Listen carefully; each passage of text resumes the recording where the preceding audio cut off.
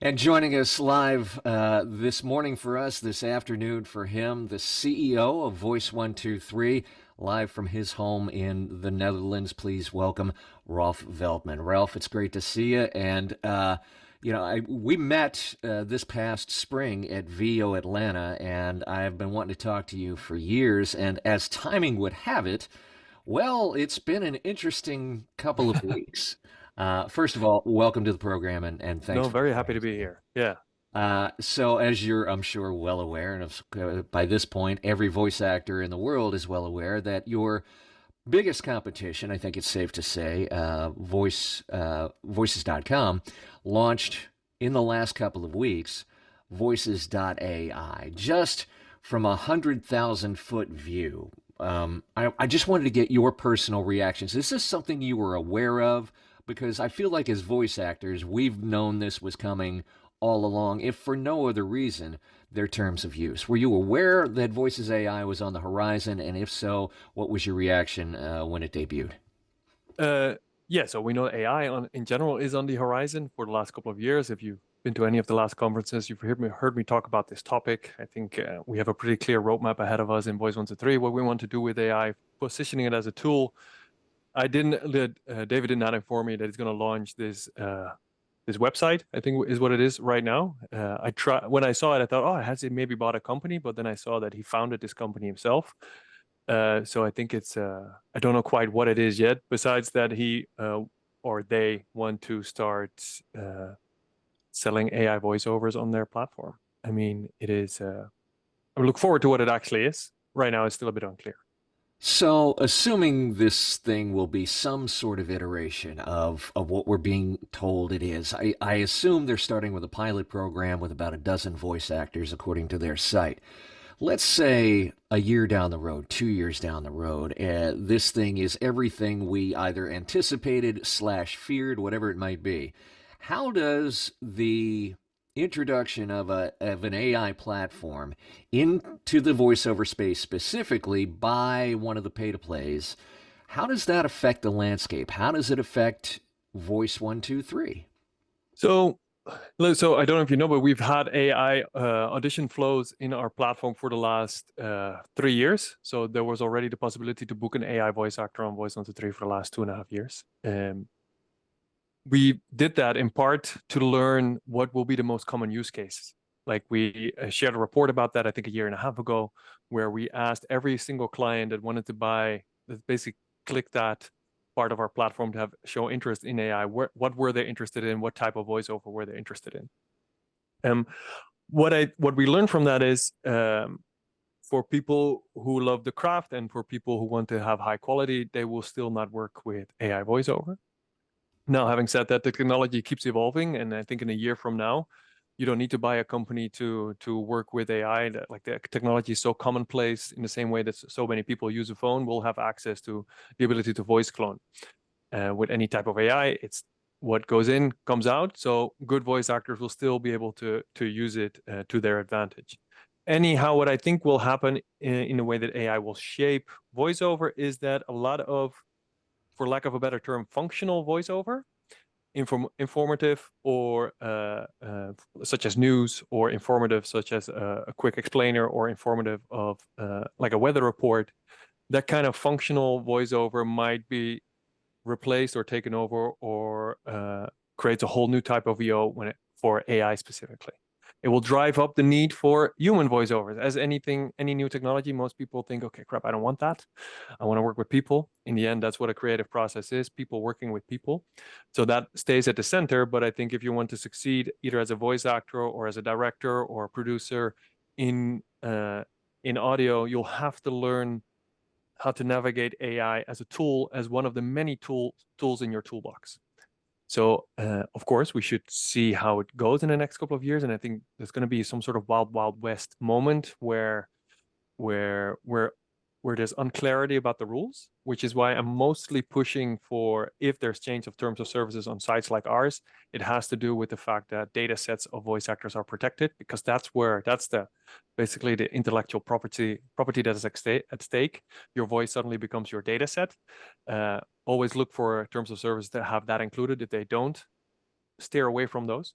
So I think there's a legal gray area in the next couple of years that I hope we solve fast. I've been trying to work with the unions and with other institutions like NAVA to get some sort of agreement that everybody can get behind, that we can force companies like myself, but also a company like Voices to use. So it becomes a safe place for people to experiment and to learn to use AI as the tool that it could be.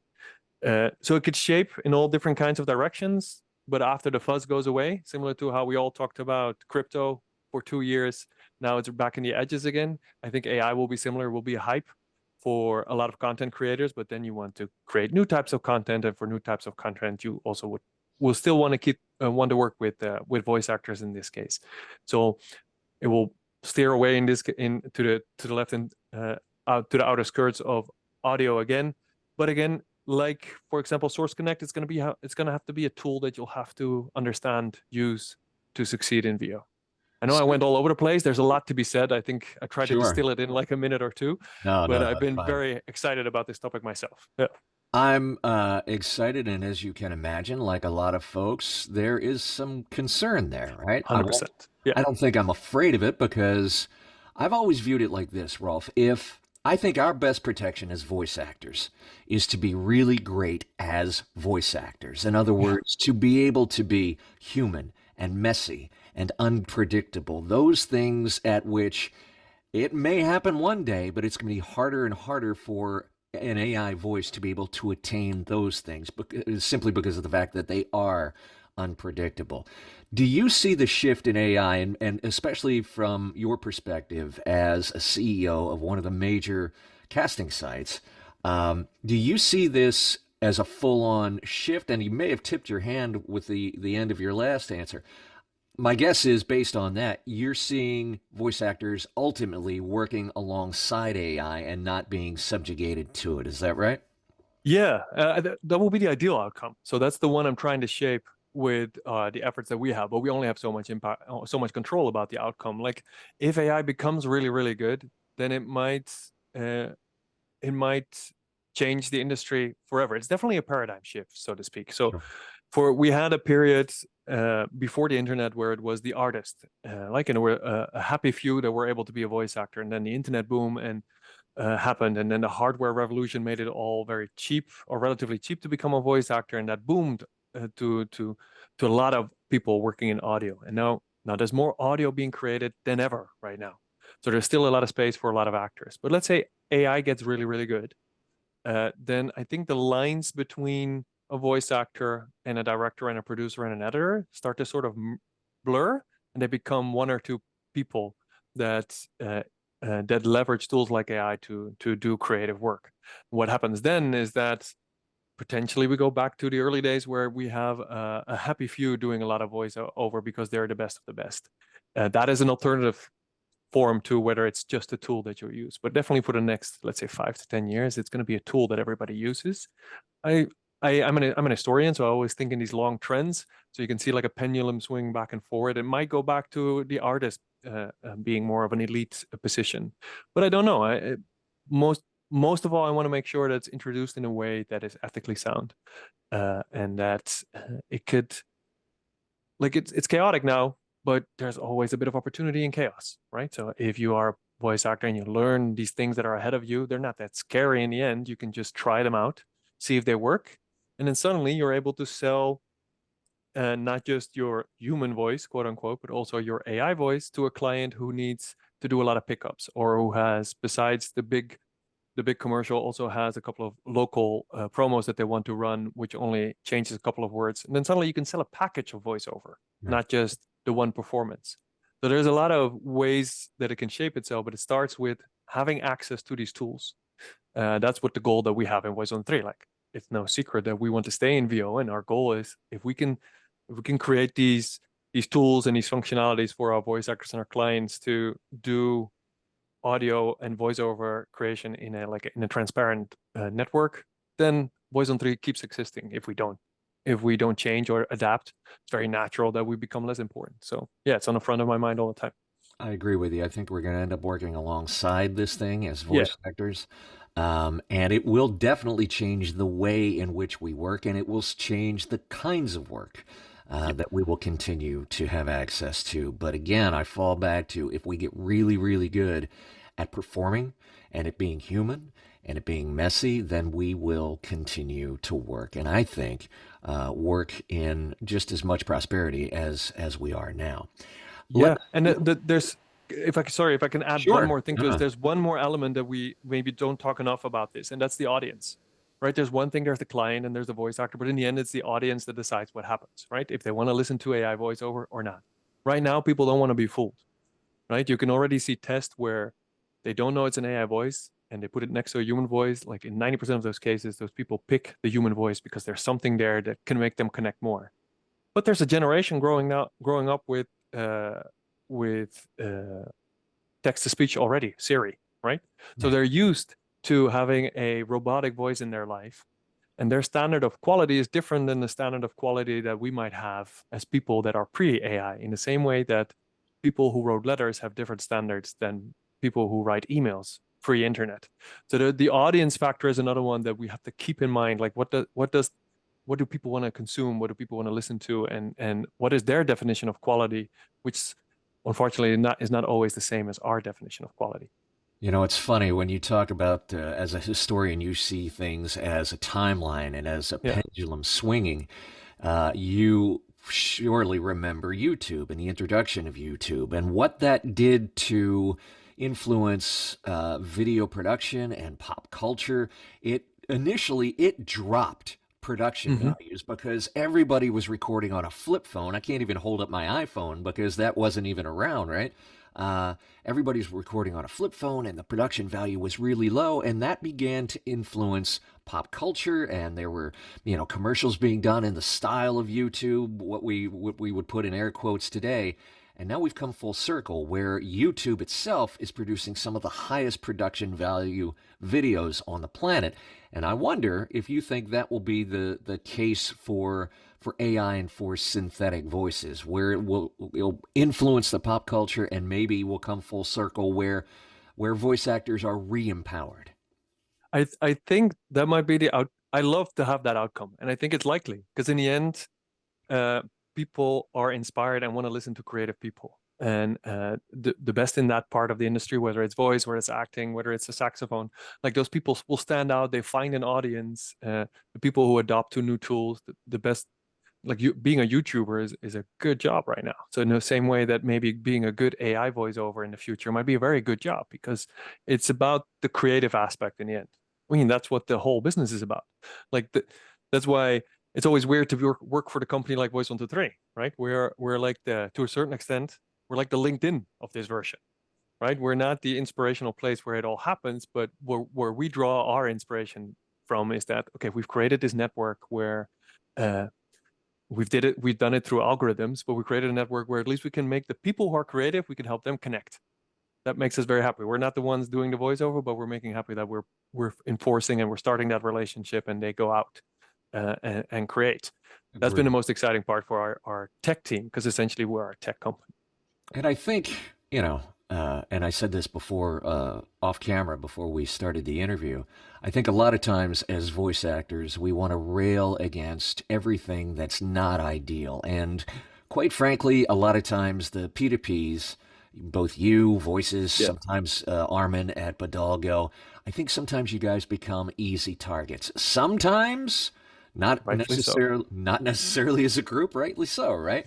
But I think you have an incredibly complex and difficult problem to solve, especially since the pandemic, right? There's been a shift for years where, first of all, we saw the rise of all this work moving to the pay-to-plays, and there were a happy few that figured out the pay-to-plays very early Hmm. on, both Voices and Voice123 and then Badalgo, and they made a killing. And then, as everybody else discovered the platforms, how to use them. Now we have pay-to-play platform coaches that will actually help you with that. Uh, and then the pandemic hit, and that was probably the biggest influx of voice talent into the business that we've seen maybe ever. Which made your problem much, much more difficult. We had the same amount of work, but now we had so many more voice actors. I've often said if we just had fewer voice actors, right, the pay to plays would run so much easier because your essential problem is I've got, let's say, 100 auditions, and I've got 5,000 voice actors. How do I fairly, accurately, and ethically distribute those auditions in a way that is still merit based, is still based on the likes and tastes of the community to which I'm serving, meaning the buyers? It's an incredibly complex problem. Speak to that for a moment for me, if you would. Yes, this is what the first 2 years of my job at Voice123 was all about, because in a dark, distant past, we had a thing called SmartCast, which was our previous algorithm of Voice123. That by the time I joined the company, I asked our team, "Can you explain it?" And they no longer understood it. It was changed too often. There were too many ifs and buts that there was no real predictable outcome to. Very much like the American tax code. Everybody There knows we they go. have to follow it, but nobody knows really what the rules are. Something goes in, something goes out, but that space in the middle, nobody knows That's it. it. So we started from scratch, and then it ended up to be quite a philosophical discussion, because, like, you start off with the idea, with the same problem that you just prescribed. Okay, let's say we have 5,000 people, and we have only 100 edition. How can we make sure that the right people get it? How can we make sure that on a yearly basis that's evenly shared? Well, if we want to do that, we have to then also guarantee success from the people that want those editions, right? So in the end, the only reason Voice123 exists is because, as a client who looks for a voice actor, you get the voice actor you want to work with. So most importantly, we need to make sure that the people we recommend are the right people for that they need. That's the main requirement. And if it's completely fair, but the client is not happy, then that's fair, but Voice123 doesn't exist. And I've actually seen a lot of voiceover pay-to-play sites come up with that model of absolute fairness, and then go down because the clients were not getting what they're wanting. So 90% of my time is how to figure out what is easiest for the clients to first post that job, and for them to then get connected. Now, we had that conversation about, okay, how we're going to shape this algorithm, and how we're going to make sure that we don't fall into the same problem that we had last time. So the first thing that we did is, we're going to make it transparent. We're going to always share how it works. But there's also a lot of ifs and buts. That's always going to be the case. We can have a very, like, in detailed discussion about the algorithm that goes into on an engineering level, like, this is how it works. But what it essentially comes down to is, we want to have two components. We want to make sure that we have paying members that are very active on the platform, and we want to reward quality. Quality in the eyes of the client, not quality by us, because the first problem to solve everything would be for us as Voice123 to curate every single talent on the platform. That would mean a whole different business model. That is not Voice123. We're a team of 30 people. That requires a lot of eyes and a lot of a whole different structure for us, and a whole different business model. So we knew that we're not going to do that. So we have to find quality. And the best way is to get the feedback from the client. Then the very best way to get that feedback is for the client to tell us, I booked this person, I like this person, I booked this person, I like this person. But the way most clients use voiceover sites is in the same way that you and I use Google. You've never left a review for Google, right? You're using it, and you're getting access to what you want. In this case, the thing that people want access to is other people to work with them. Right. It's very hard to get that from clients unless we force them to give that feedback. And as soon as we try that, they go to different places. So we have to almost delicately get them through that whole process. Now, the best way for us to know it is whether they book you or not. But we don't want that to be forced, because we know that one of the more popular way to get booked on Voice123 is a client looks for you on our platform, might even send an audition, might contact you via your own website or LinkedIn even, or your email. So for us to have that information, we would have to close off the platform to not allow that. That's more the Fiverr model. It's also not what we want. Then we come with the next best thing, and that is the instant feedback that the client can give about maybe how relevant the audition was for the voice talent. And that's how we got to what used to be the star system and is now the like system, where clients can indicate, I like this or I don't like this. The problem there is not everybody uses this. As soon as we force them to use it, they click everything as a like, in the same way you like everything on Uber. Right. So you start off in this process thinking, okay, simple. We're going to just make sure that it's evenly distributed, and on come all these different kind of problems that you're trying to tackle one by one. And suddenly you have a platform that we know with every project that's going to get posted, there's going to be more losers than winners. It's very rough to say, but so many people But that's auditioning. the nature of the business too, Yeah, right? it is the It nature just of the is. business, but then we have to create software around that. And so we're trying to at least build in systems to make sure, like we had for a while, a lot of people drop back to the bottom tier of Voice123, and it's impossible to get out of that unless you wait a year. We're trying to build in mechanisms to make sure that at least more of the work is distributed. But there's going to always be a case where a lot of where more people in every given job are not going to get the job than the one person who gets, and we want to keep that open component.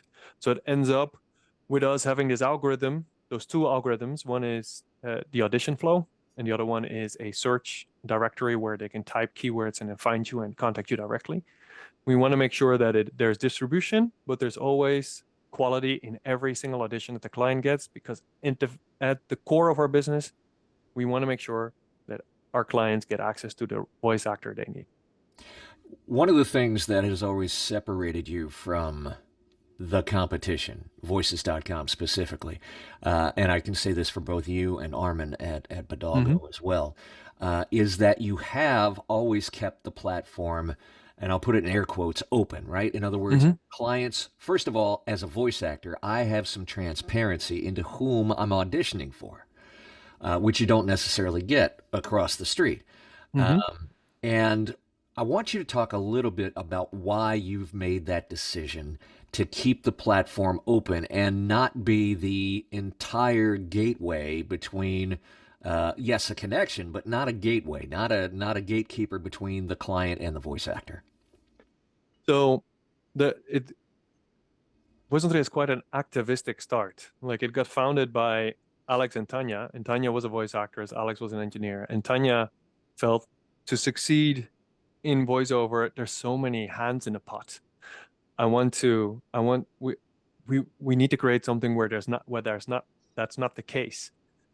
And by the sheer will of those founders, Voice123 was created, and that always became part of the internal value system. Like, the best version of Voice123 is that nobody knows what Voice123 is.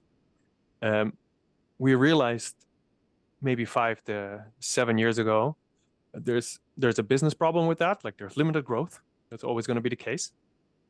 And the other thing is that we're not doing justice to the different experiences in voiceover.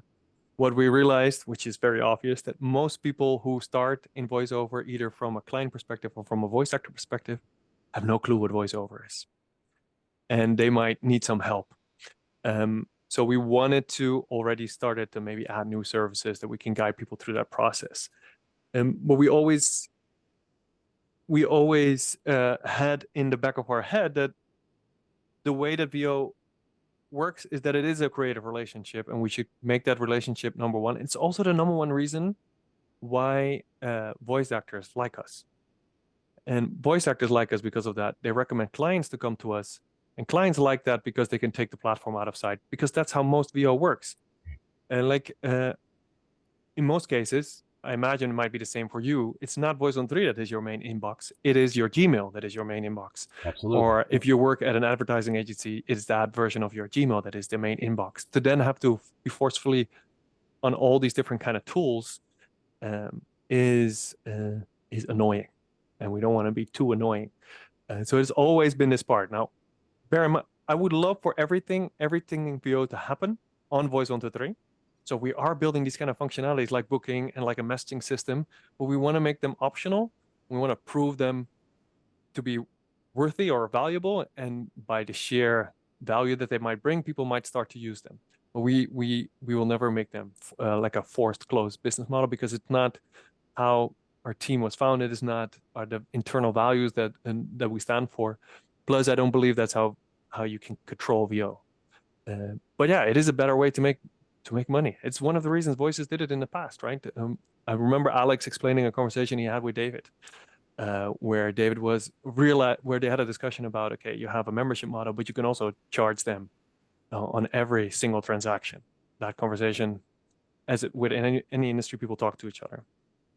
Like, I think we call it double dipping, right? Where you charge the membership and that part Because a lot of clients don't know, it's very easily implemented. I think if we do it, we might lose half the voice actors, might lose half the client, but we double the revenue for 1 year. For 1 year, and then it stagnates again. So it's a one-time increase, but our vision, our horizon is 20, 50 years. So we don't want to break things for short-term gains, which I think is that model. How does that ethos, how has it changed? How do you expect it might change now that you're owned not only by Backstage, which now owns Voice123, but now Backstage is owned by a parent company. Talk about that relationship a little bit.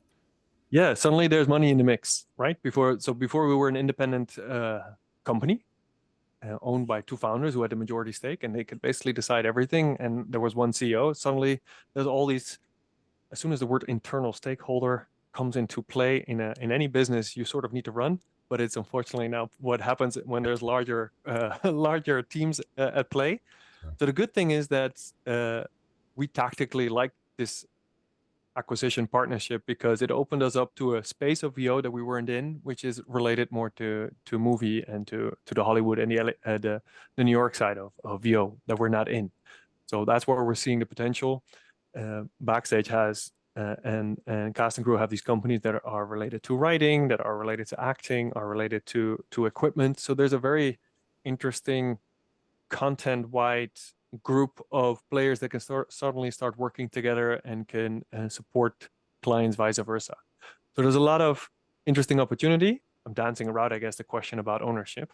The way that we're structured is still the same. I used to have a board meeting with Alex. Now I basically have a board meeting with Backstage. They acquired us with the idea that they believe in the philosophy and the strategy that we have. It's also how I'm connected to the company. If we're going to fundamentally change that, then that's not also what me and my team are going to enjoy. So you should never say nothing will change, but essentially the same dynamics happen. But it's, overall, you're being supported in that ethos by Backstage. Yeah, 100%. Yeah. Very good.